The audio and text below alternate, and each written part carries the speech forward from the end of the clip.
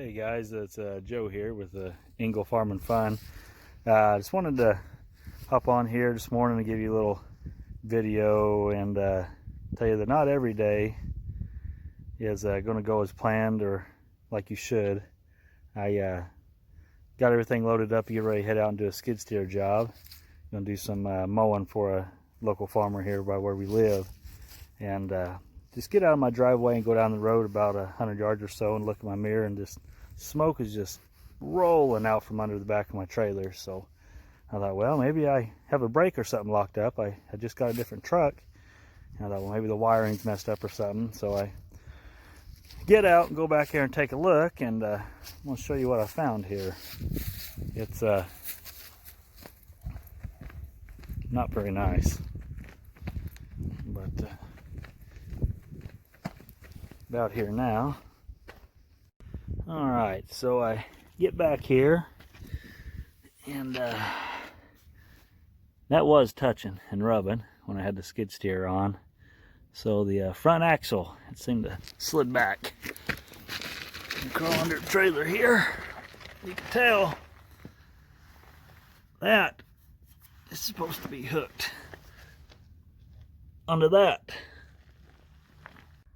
I'm not sure how that came undone, but you know, luckily I was here at the house and I unloaded the skid steer, and then I backed the trailer up off of the asphalt into my driveway here. So I'm gonna get the forks and kind of lift up this trailer and see if I can't pull that axle back and get it hooked back on, and maybe see what caused it. Well, I was able to get it lifted up and pulled forward what I could by hand, but I got about 1.5 inches left, so I had to come down to the house here and get a bar or something to help me pry it and put between the tires, and maybe pry it forward to get it up there far enough or I can get it hooked back on that bolt. See if that works. Luckily I was close to the house, or I'd have been calling someone with another trailer to haul everything back. So I've tried getting the bar in there, and I guess my bar wasn't stout enough, started to bend it. So I went back and got the come-alongs. I'm gonna hook this come-along on it and see if I can't hook onto something underneath and pull it forward, see if that works. Let's see what happens here. Alright, so I've got this come-along hooked up down there on the side, so I can try to pull it. Got it hooked up here to one of these cross beams on the trailer. We're gonna pull it, see if we can't get anything to move real quick. Alright, I'm going to have to lift up a little more on the trailer. Alright, now we've got a gap right there between that leaf spring, the hook, and that pin. Pull this thing. It's coming.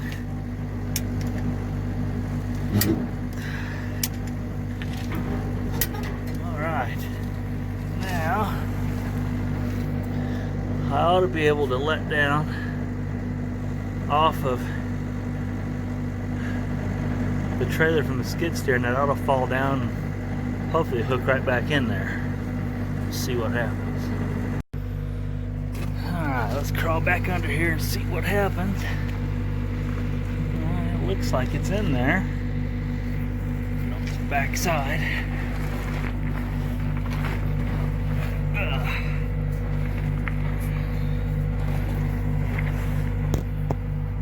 Let's see. Alright, as you can see, it is above that pin. You see with that hook, it's about 1/2 inch higher, so I'm gonna let all the pressure off from the skid steer, and hopefully that trailer will go down, that'll spread back out and hook. See what happens. Now, as you can see, all the pressure is off the trailer, and we have our normal gap on the tires. So I'm going to take the trailer down the road empty real quick and make sure everything is good and straight before I put the load back on it, and we'll see how it goes. had to use the bale spear on the skid steer because the pallet forks are at my in-laws still, so it worked. We'll see what happens when we go for a drive. Alright, everything's unhooked, skid steer's out of the way. We're ready to take off down the road here and try it out. Like I said, I had just got a different truck, and luckily it wasn't that because I just bought it yesterday. But I've always been a Ford guy. Last truck I had was a Dodge, and it was a good truck. That Cummins diesel's nice, but I just had to go back to the Ford. Alright, let's get in the truck here. Take off. Make sure everything's alright. Don't see anything smoking yet. I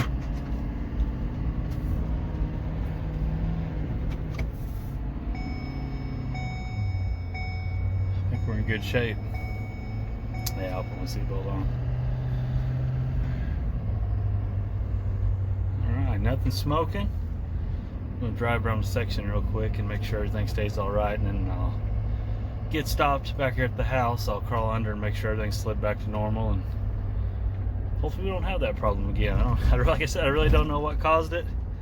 You know, it could be as simple as just going over a little bump, or I went where I parked the trailer, there's a few little holes there, little water holes, so I'm wondering if maybe didn't hit that just right, and then the the bottom, the back axle, whenever it went up, it took all the pressure off that front, and or vice versa, who knows. But it seems to be running good now, no smoke. We'll check it out, see how it is. Well, just got out and checked everything. Everything seems to be good, working right so far, so I'm going to get ready to load everything back up. First, I'm going to stop here at the garage. This truck I bought has the airbag system on it to help. It's just a 3/4 ton truck. So to help the springs out, it's got a set of Firestone airbags under it. You can tell right here.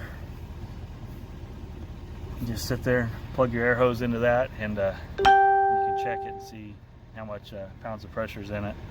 I think I'm going to run about 40 pounds in it on this, and then check it, see how it sits. And be a learning process on this. Never had anything like it on a pickup before, so we'll get it checked out and see how it looks, sitting level wise. But I think I'm really going to like having this on the truck. It ought to make a lot of difference. So we'll get that done, get loaded up, and check everything out. Well, guys, the truck, everything loaded up all right and looked good. Got out to the job site, everything went good, but we've got our second problem of the day. Remember I said not every day goes as planned. Well, I was out here doing some mowing for a guy with a skid steer, and I have a track machine. I know the tracks were tight, but I guess I got a stick or something up in it and knock the track off. So I'll show you what I got to work with now and try to put on myself. So this is going to be fun. All right, well, if you can see, these little metal spikes are supposed to be in the middle of that right there. All these rollers all the way across the bottom slipped out the outside, even on the front. So what I did, you can adjust the tension of your tracks. I pulled the grease zerk and bolt out of there to kind of drain it, get all the slack in these. So I've got to lift up the front end to get this front half slid back over, and somehow get the back lifted up to get the back half in. I've got a big bar with me. I'm going to try to get that little stump right there and put on the back side underneath, and maybe I can back up a little bit and get enough pressure to lift the back end a little bit. We'll see. But we're going to start with the front end first, see if we can't get that on, see how it goes. Alright, I've got the front end lifted up. Kind of show you here using my arms on the skid steer, putting a lot of pressure on that mower.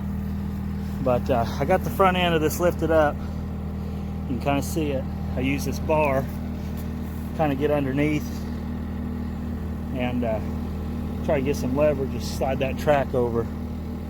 And so far it's worked. I got about half of it on. Let's see if you can see that.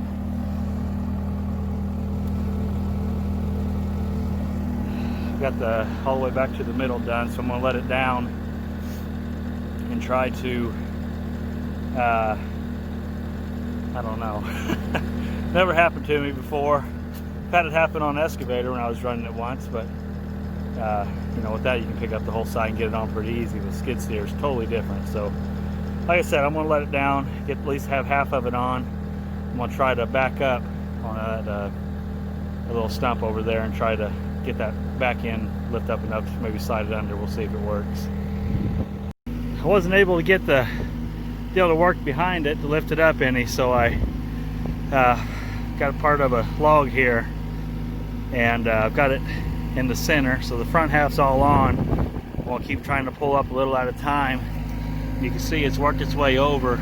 All I got's the back one left, so I'm hoping that I pull up another foot, that I can get it slid over, and we'll be ready to go back to work. Well, I'm not sure if that is how people that actually work on these for a living and fix stuff like this all the time would do it, but that's what I end up having to do out here in the, you know, in the middle of the field where I'm working. So, but it worked. I'll turn the video around here and show you. All right, as you can see, I pulled up one further, and that back is on now. All the grease is sitting on the track. So everything is on. I am going to try to pull up a little bit without it popping off, so I can get off that little tree branch there, that stick I got underneath it, and hopefully it'll stay in the center, and I can put the grease zerk back in and pump it full of grease and tighten it up.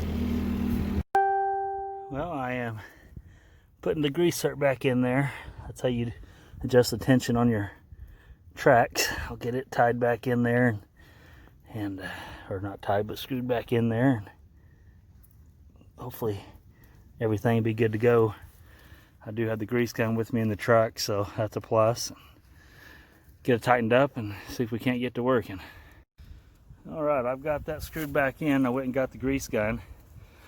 Right now I'm getting ready to use a DeWalt 18-bolt battery operated grease gun. If you got a lot of greasing to do around the farm or whatever on equipment, or you know, tractors, disc, it just comes in so handy. You're not sitting there pumping all day. Your wrist or your hand, you know, it's not sitting there getting so sore, because a lot of times when you get the greasing, you'll start cramping up, you know, your forearm or whatever from squeezing the trigger on a grease gun, or if it's got a pump or whatever. Just a lot easier. They are, you know, costly, but if you spend a lot of time greasing a lot of stuff, it sure saves you a lot of time. There's our grease gun. Like I said, I've got everything hooked up and ready. All you gotta do is pull the trigger, and it pumps.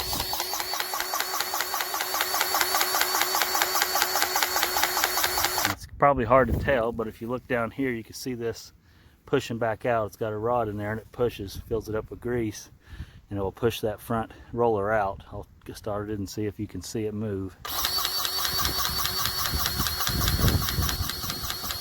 It's moving very slow. It's got a lot of grease to get in there. You can kind of see it moving now. There it comes. It's going to take a while to get it all tight how it's supposed to be. Alright, well, I've got it everything tightened back up. You can tell, I'll sit here and kind of bounce the track. You know, it's tight. It's probably a little tighter than it needs to be, but I'm going to take it out and drive it around here a little bit, go back and forth, get everything, maybe some air in the, you know, in that little tube line in there. Maybe get it pushed out. I may have to tighten up again after a bit, but we're gonna take it and drive it a little bit. I did check the other side again, and it's really tight, but I went ahead and put a couple squirts of grease in it just in case. I don't want this to happen again. Well, everything worked. The tracks all stayed tight. Drove it back and forth, drove it around, turned quite a bit with it just to see if we could get anything to loosen up. It didn't. Everything stayed tight, so we're gonna sit here and see if we can get anything else done today, and we'll come back tomorrow and see if we can't get finished up and hopefully have no problems.